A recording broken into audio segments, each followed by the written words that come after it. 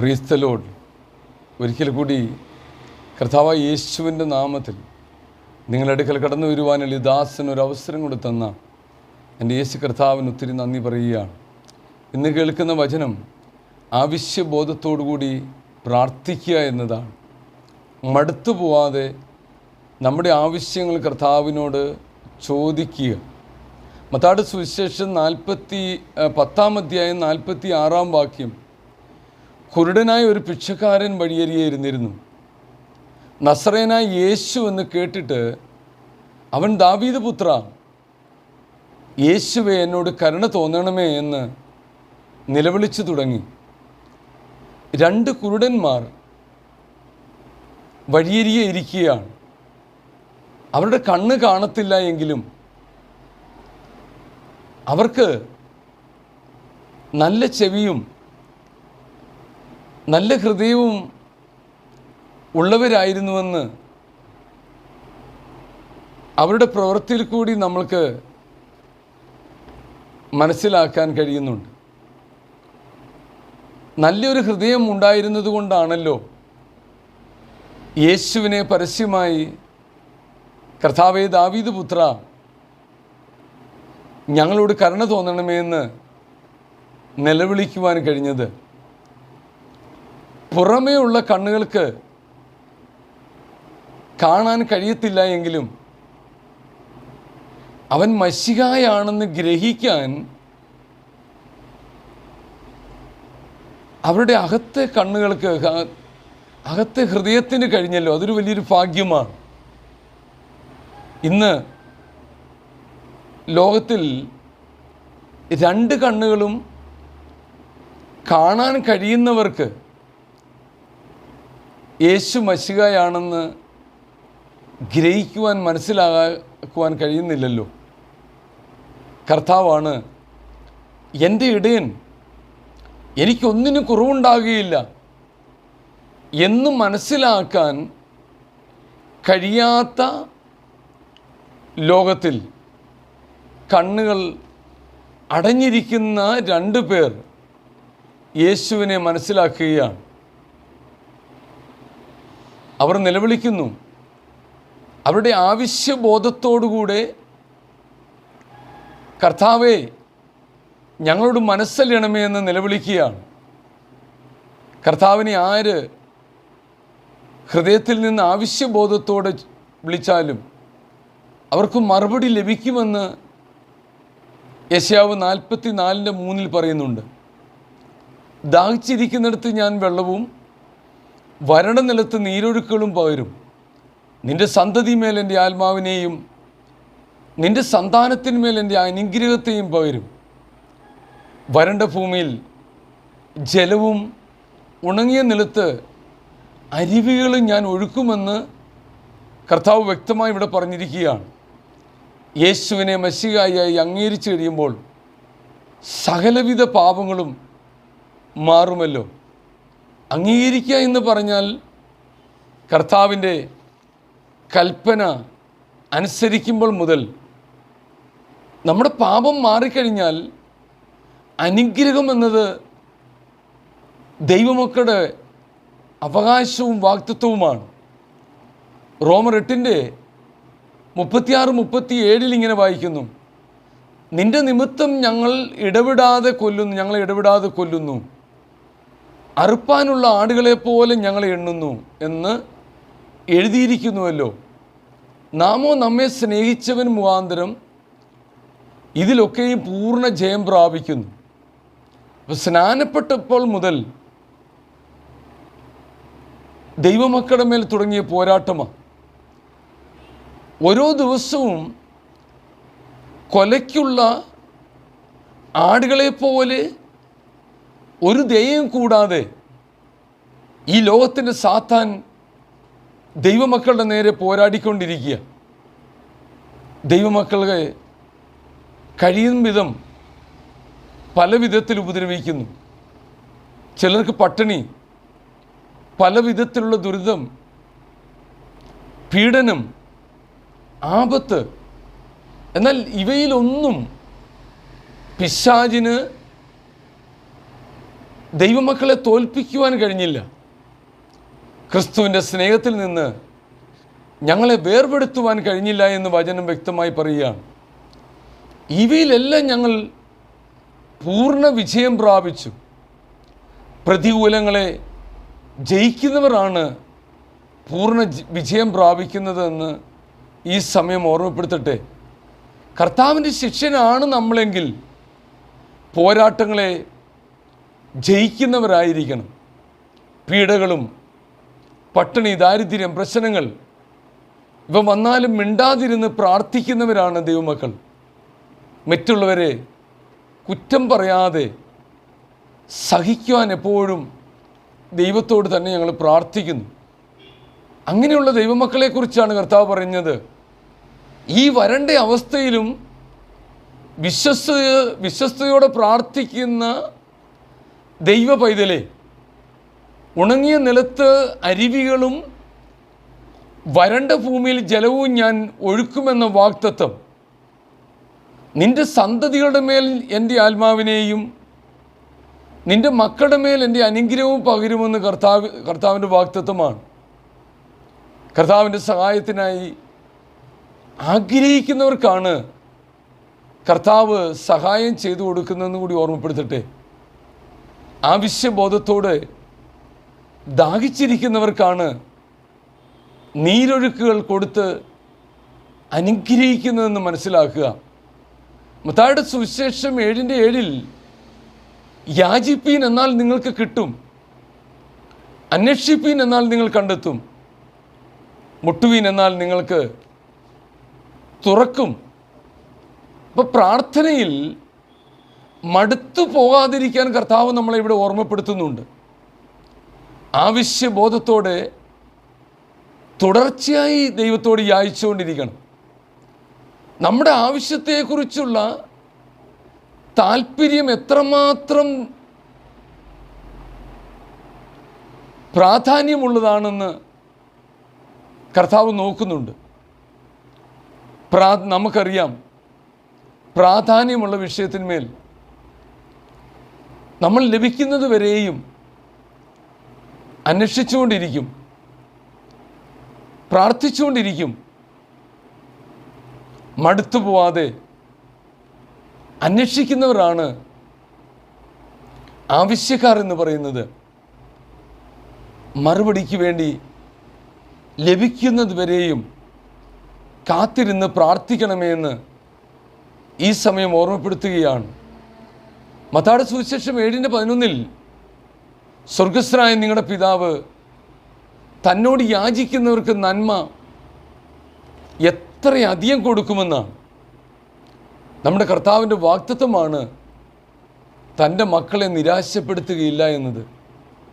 നമ്മുടെ ആവശ്യങ്ങൾ ദൈവത്തോട് മടുത്തു പോകാതെ ചോദിക്കണം. നമുക്ക് നന്മയായത് നൽകാമെന്ന് കർത്താവ് ഉറപ്പ് പറഞ്ഞിരിക്കുകയാണ്. നമ്മുടെ ഏത് പ്രശ്നങ്ങൾക്കും പരിഹാരം നൽകുവാൻ കർത്താവ് ആഗ്രഹിക്കുന്നുണ്ട് പ്രിയരെ.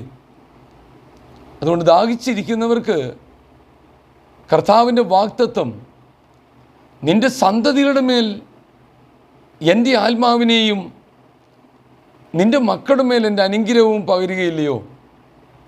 മത്തായിയുടെ സുവിശേഷം 20:32 വായിക്കുമ്പോൾ യേശു നിന്ന് അവരെ വിളിച്ചു, ഞാൻ നിങ്ങൾക്ക് എന്ത് ചെയ്യണമെന്ന് നിങ്ങൾ ഇച്ഛിക്കുന്നുവെന്ന് ചോദിച്ചു. ഭിക്ഷക്കാരൻ പണത്തിനു വേണ്ടി അനേകരുടെ മുമ്പിൽ കൈനീട്ടുന്നവരാണല്ലോ. അതുകൊണ്ടാണ് ഇങ്ങനെ കർത്താവ് ചോദിക്കുവാൻ കാരണം. ആഗ്രഹിക്കുന്നത് എന്താണ്?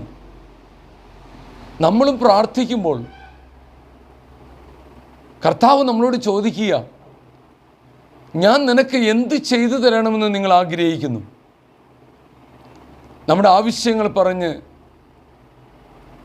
യാചിക്കുമ്പോൾ നിശ്ചയമായിട്ടും അത് ലഭിക്കും പ്രിയരെ. മത്തായിയുടെ സുവിശേഷം 20:33 കർത്താവേ, ഞങ്ങൾക്ക് കണ്ണ് തുറന്ന് കിട്ടണമെന്ന് അവർ പറഞ്ഞു. യേശു മനസ്സലിഞ്ഞ് അവരുടെ കണ്ണ് തൊട്ട് ഉടനെ അവർ കാഴ്ച പ്രാപിച്ചു. അവൻ അപേക്ഷിച്ചത് കർത്താവ് അവന് കൊടുത്തു എന്നാണ്. വേഗത്തിൽ തന്നെ അവന് കാഴ്ച ലഭിച്ചു എന്നാണ് വചനം പറയുന്നത്. നമ്മുടെ കർത്താവിന് അസാധ്യമായതിനെ സാധ്യമാക്കി തരുവാൻ കഴിയുമെന്ന് പരിപൂർണമായി വിശ്വസിക്കുക. അസാധ്യമായതിനെ സാധ്യമാക്കുവാൻ വിശ്വാസത്തിൻ്റെ ആവശ്യകത വലുതാണ്. നല്ല വിശ്വാസമുണ്ടാകുവാൻ, ഉറച്ച വിശ്വാസം ലഭിക്കണമെങ്കിൽ വചനം കേൾക്കുവാൻ ആഗ്രഹിക്കണം. കർത്താവ് എന്തിനു വേണ്ടിയാണ് ഈ ഭൂമിയിൽ വന്നത് എന്ന് വ്യക്തമായ അറിവ് നമുക്കുണ്ടാകണം. നമ്മുടെ സംശയം മാറി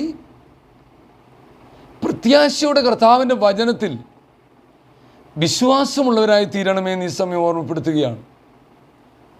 മരിച്ചവരെ ഉയർപ്പിക്കുവാൻ അധികാരമുള്ളവനാണ് യേശു കർത്താവ്. വചനത്തെക്കുറിച്ച് അറിവുണ്ടാകുമ്പോൾ പിശാചിൻ്റെ പോരാട്ടം നമ്മളിൽ നിന്ന് പിന്മാറും. യഥാർത്ഥ വിശ്വാസം എന്നത് സ്ഥിരതയോടെ നിന്ന് പ്രാർത്ഥിക്കുക എന്നതാണ്. ഇനിയുള്ള കാലം ഒത്തിരി സൂക്ഷിക്കേണ്ട കാലമാണല്ലോ. അന്ത്യകാലത്തേക്ക് അടുക്കുമ്പോൾ അനേക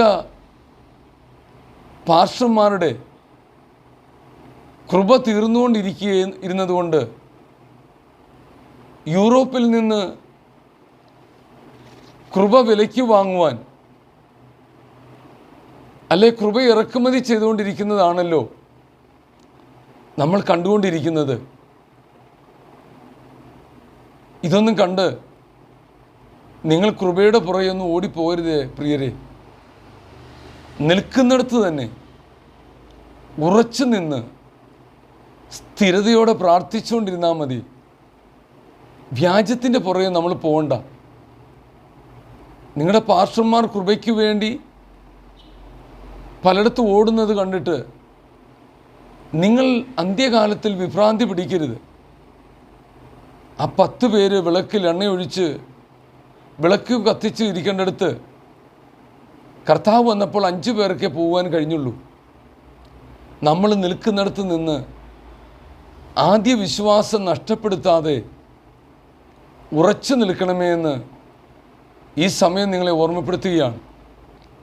റോമർ 9:16 ഇച്ഛിക്കുന്നവനാലല്ല, ഓടുന്നവനാലുമല്ല, കരുണ തോന്നുന്ന ദൈവത്താൽ അത്രേ സകലവും സാധിക്കുന്നത്. കച്ചവട മനോഭാവത്തോടെ നടക്കുന്നവർ കാശ് കൊടുത്ത് കൃപ വാങ്ങിക്കാമെന്ന് ചിന്തിച്ചുകൊണ്ട് യൂറോപ്പിലും അനേക സ്ഥലങ്ങളിൽ ഓടുന്നത് നമ്മൾ കാണുന്നത് അവരുടെ അറിവില്ലായ്മയാണ്. ഹൃദയങ്ങളെ അറിയുന്ന ദൈവത്തിൻ്റെ ദയയ്ക്ക് വേണ്ടി പ്രാർത്ഥിക്കുക. സുവിശേഷവേല എന്ന് പറയുന്നത്, സുവിശേഷവേല ഇടുക്കുവാതിലൂടെ അകത്ത് കടക്കണം എന്നാണ്. ഇടുക്കുവാതിലൂടെ കടക്കുവാൻ പോരാടുന്നതാണ് യഥാർത്ഥ സുവിശേഷവേല. നമ്മുടെ ലക്ഷ്യം നല്ലതാണ് എന്ന് കർത്താവിന് തോന്നിയാൽ അധികാരം ദൈവത്തിൽ നിന്നാണ് പ്രാപിക്കേണ്ടത്. 2 തീമോത്തിയോസ് 4:4 നീയോ സകലത്തിലും നിർമ്മതനായിരിക്കുക, കഷ്ടം സഹിക്കുക, സുവിശേഷകൻ്റെ പ്രവൃത്തി ചെയ്യുക, നിന്റെ ശുശ്രൂഷ നിറപടിയായി നിവർത്തിക്കുക. അന്ത്യകാലത്ത് കേൾവിക്കിമ്പമുള്ള പ്രസംഗം നമ്മളെ ആവേശം കൊള്ളിക്കുമെങ്കിലും ആത്മീയമെന്ന് പറയുന്നത് നമ്മുടെ രുചിക്കൊത്ത് പോകേണ്ടതല്ല എന്ന് ഓർമ്മപ്പെടുത്തുകയാണ്. നമ്മുടെ ജഡത്തിന് ഇഷ്ടമുള്ളതാണ് കെട്ടുകഥ കേൾക്കുക എന്നത്. അതിലേക്ക് ശ്രദ്ധ തിരിക്കുവാൻ നമ്മൾ പരിപൂർണമായി സൂക്ഷിക്കണം. ഒരു സുവിശേഷകൻ്റെ പ്രത്യേകത കഷ്ടതയിലൂടെ സഹിച്ച് അനേകരെ നേടിയെടുക്കുക എന്നതാണ്. മലാക്കി പുസ്തകം 2:7 പുരോഹിതൻ സൈന്യങ്ങളുടെ യഹോവയുടെ ദൂതനാകിയാൽ അവൻ്റെ അധരങ്ങൾ പരിജ്ഞാനം സൂക്ഷിച്ച് വയ്ക്കേണ്ടതും ഉപദേശം അവനോട് ചോദിച്ച് പഠിക്കേണ്ടതുമല്ലോ. ഇപ്പോൾ അധ്വാനിച്ച് കൃപ ദൈവത്തിൽ നിന്ന് വാങ്ങിക്കുന്ന ഇടയന്മാരെ കാണാൻ ബുദ്ധിമുട്ടാണ്. അതുകൊണ്ട് സത്യസന്ധതയോടെ നിൽക്കുന്ന ഇടയന്മാരെ ബഹുമാനിക്കുകയും ആദരിക്കാത്തതും കാലമാണ്. ഇന്നും സത്യസന്ധതയോടെ നിൽക്കുന്ന ഇടയന്മാർ മടുത്തു പോവാതെ വിശ്വസ്തയോടെ നിൽക്കുന്നവരുണ്ട് എന്നും കൂടി ഓർമ്മപ്പെടുത്തട്ടെ. അവരുടെ വചനങ്ങൾ നിങ്ങൾ ശ്രദ്ധയോടെ കേൾക്കണം. നിങ്ങൾക്ക് വേണ്ടുന്ന ഉപദേശം ആ നല്ല ദൈവദാസന്മാരോട് ചോദിക്കണം. കർത്താവ് അവരിൽ കൂടി നല്ല ഉപദേശങ്ങൾ നമുക്ക് പറഞ്ഞു തരും. വിശ്വാസത്തോടെ കർത്താവിൻ്റെ അടുക്കൽ വന്നാൽ ഈ ചത്ത അവസ്ഥകൾ നിശ്ചയമായിട്ട് മാറും. പ്രിയരെ, നമ്മുടെ യേശു ജീവിപ്പിക്കുന്ന ദൈവമാണ്. ചിലർ മനുഷ്യർ നമ്മളെ സഹായിക്കുമെന്ന ചിന്തയൊന്നും നമുക്ക് വേണ്ട. മനുഷ്യരിൽ ആശ്രയിക്കരുത്. ദൈവം അനുവദിക്കാതെ നമ്മളോട് ആർക്കും മനസ്സലിവ് തോന്നുകയില്ല. നമ്മൾ പ്രാർത്ഥിച്ചാൽ മതി. നമ്മൾക്ക് അനുകൂലമാക്കി തരുവാൻ അനേകരെ ദൈവം ഒരുക്കുമല്ലോ. ഒരു മനുഷ്യനെയും പരിപൂർണമായി വിശ്വസിക്കാൻ കഴിയാത്ത കാലമാണല്ലോ ഇപ്പോൾ. എന്നാൽ നേരോടെ നടക്കുന്നവർക്ക് ഒരു നന്മയ്ക്കും മുടക്കം ഉണ്ടാകുകയില്ല. പ്രിയരെ, ആത്മീയത്തിൽ സ്ഥിരതയോടെ നിൽക്കണം, വിശ്വാസത്തോടെ നിൽക്കണം, പ്രത്യാശയോടെ നിന്ന് പ്രാർത്ഥിക്കണം. ദൈവവചനം അനുസരിച്ച് നമ്മുടെ ആവശ്യങ്ങൾ നിരന്തരം ദൈവത്തോട് പറഞ്ഞുകൊണ്ടേയിരിക്കണം. മറുപടി ലഭിക്കുന്നത് വരെയും പ്രാർത്ഥിച്ചുകൊണ്ടിരിക്കണം. നമ്മുടെ കർത്താവ് ഇങ്ങനെ പറഞ്ഞിരിക്കുന്നു, തൻ്റെ ഭക്തന്മാർ അപ്പം ചോദിച്ചാൽ കല്ല് തരില്ല, മീൻ ചോദിച്ചാൽ പാമ്പിനെ തരില്ല. മടുത്തു പോവാതെ നമ്മുടെ ആവശ്യങ്ങൾ ദൈവത്തോട് ചോദിക്കുക. ആവശ്യബോധത്തോടുകൂടി പ്രാർത്ഥിച്ചാൽ നിശ്ചയമായും മറുപടി ഉണ്ടാകും. ഈ വചനങ്ങളാൽ കർത്താവ് നിങ്ങളെ അനുഗ്രഹിക്കട്ടെ. Praise the Lord.